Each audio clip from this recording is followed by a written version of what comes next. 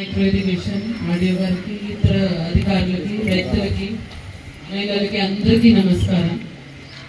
నాకు అమరావతి మండలంతో చాలా పాత అనుబంధం. 2016లో ఇక్కడ పుష్కరం జరిగినప్పుడు ఒక నెల గర్నికోట ఘాట్లో డ్యూటీ చేశాను. అప్పుడు పుష్కరాల టైంలో. దాని తర్వాత ఇక్కడ జాయింట్ కలెక్టర్ పోస్టింగ్ వచ్చింది. 2016 నుంచి 18 వరకు జాయింట్ కలెక్టర్గా చేశాను ఉమ్మడి గుంటూరు జిల్లాలో. ఇప్పుడు 3 నెలల క్రితం పల్నాడు కలెక్టర్గా వచ్చాను. సో అమరావతి మండలం అయితే అప్పటి నుంచి పరిచయం. అప్పుడు చాలా తిరిగాను, క్యాపిటల్ ఏరియాలో చాలా తిరిగాను.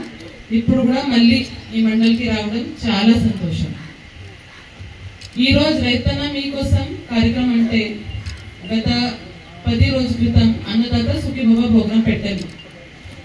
అందరూ రైతులకి ఊరికే డబ్బు ఇవ్వడం మాత్రమే కాదు, వాళ్ళకి వచ్చే సంవత్సరంలో ఖరీఫ్లో రబీలో వాళ్ళు ఏం పంట వేసుకోవాలి, ఏం టెక్నాలజీ వాడుకోవాలి, ప్రభుత్వ పథకాలు ఏంటి, ప్రకృతి వ్యవసాయం ఏంటి, ఏం వేసుకుంటే మైక్రో ఇరిగేషన్ వాడుకుంటే ఏ రకంగా సీడ్స్ వాడుకుంటే మీ ఆదాయం పెరుగుతుంది, దాని గురించి ఒక వారం నుంచి డోర్ టు డోర్ సర్వే జరుగుతుంది.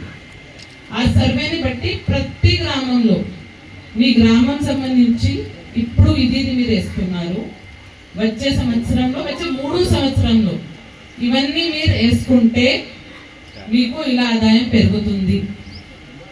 ఇప్పుడు మీరు చూడాలంటే ఈ రాష్ట్రంలోనే రాయలసీమ రైతులు, అనంతపురం రైతులు ఆదాయం గోదావరి రైతుల కంటే ఎక్కువ.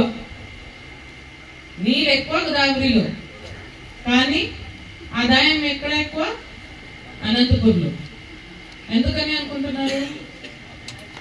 హార్టికల్చర్. కొత్త కొత్త పంట వేసుకుంటున్నారు, వాళ్ళు కొత్త టెక్నాలజీ వాడుకుంటున్నారు. ఇప్పుడు మీ పక్కనే సత్తెనపల్లి కాన్స్టిట్యున్సీలో కూడా లాస్ట్ వీక్ అన్నదాత సుఖీభవ నేను వెళ్ళాను. రైతులని అడిగాను, మీరు నెక్స్ట్ ఇయర్ కూడా ఏం వేస్తారు?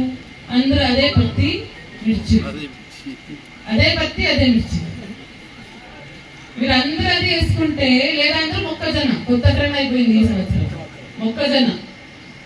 అందరూ అది వేసుకుంటే మీ ప్రైస్ తగ్గుతుందిగా. కనీసం అన్ని మీరు ఒకసారి మార్చకూడదు.